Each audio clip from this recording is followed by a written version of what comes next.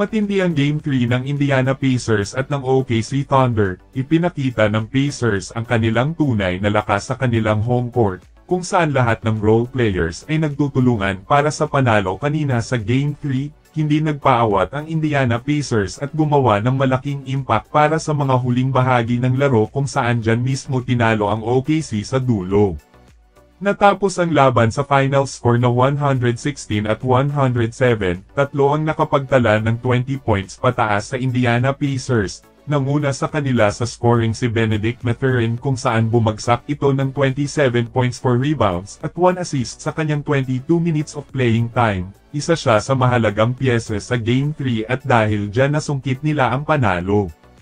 Kanina nakapagtala naman si Tyrese Haliburton ng double-double na merong 22 points, 9 rebounds at 11 assists, 21 points at 6 rebounds at 4 assists naman si Pascal Siakam.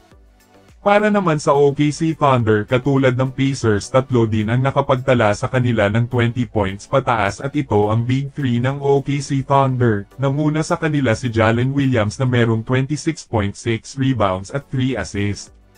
Si Shai Gilgeous-Alexander ginawa naman ang lahat na naglaro ng 42 minutes of playing time pero hindi gaya ng Game 1 at Game 2 na nakapagtala siya ng mahigit 30 points, at kanina sa Game 3 gumawa lamang ito ng 24 points, 8 rebounds at 4 assists. Double-double naman kanina si Chet Holmgren na merong 20 points, 10 rebounds at 2 assists.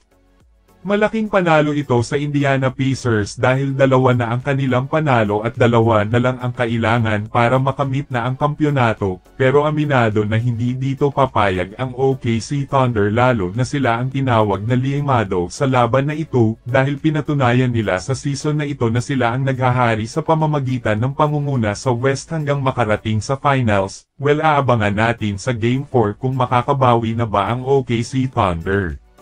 Mukhang malapit na nating masaksihan ang lipat kuponan ni Kevin Durant at magaganap ito sa San Antonio Spurs dahil ayon sa report pina-finalize na lang ang ganitong sistema. Kalat na sa iba't ibang platform ng social media ang mabigat na hakbang ng San Antonio Spurs na mas lalong binuhay nito ang duo ni Kevin Durant at Victor Wembanyama, pero hindi lang magtatapos dito dahil kasalukuyang nandyan sa kanila si De'Aaron Fox na magpapalakas pa sa kanila at meron pang Stephon Castle na Rookie of the Year sa taong ito. Panigurado na contender agad nito ang San Antonio Spurs next season pero bukod dito meron pang 4 na posibleng makahabol pa kay Kevin Durant bukod sa Spurs at ito ang Minnesota Timberwolves, Miami Heat, New York Knicks at Houston Rockets.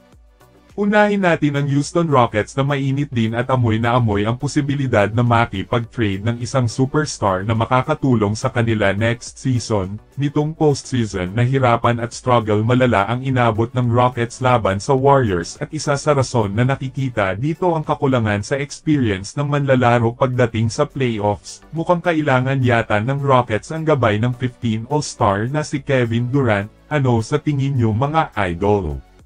Ngayon ay pag-uusapan naman natin ang Minnesota Timberwolves na mainit din sa posibleng hakbang para makabingwit ng superstar na manlalaro. Alam naman natin na matagal ng rumors ito para kay Anthony Edwards at Kevin Durant duo na paniguradong malakas ito na best in NBA.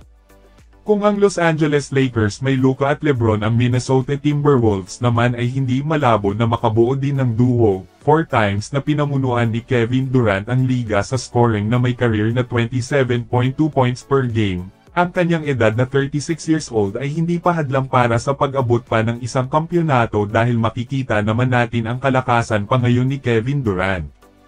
At ang isa pang team na posibleng kukuha kay Kevin Durant itong Miami Heat na aminadong kukuha din ng superstar na manlalaro dahil sa pagkawala ni Jimmy Butler ay aminado na babawi ito at merong ding pyesa na magagamit sa trade. Maging malakas na Big 3 din ito sa Miami Heat kapag nagkataon na sina Kevin Durant at Bam Adebayo at Tyler Herro. Hindi pa nagtatapos dahil ang New York Knicks ay bukas palad din ngayon kay Kevin Durant. Nasa rumors din ngayon si Karl Anthony Towns sa posibleng trade pero may chance na pananatiliin pa ito at gagamitin sina OG Anunoby at Michael Robinson. At kapag nagkataon literal na magandang liwanag ito sa New York Knicks sa paligid ni Kevin Durant at Jalen Brunson at Karl Anthony Towns. Well, sa tingin nyo mga idol, sa lahat ng nabanggit, aling team ang mas gugustuhin nyo na mapupunta si Kevin Durant?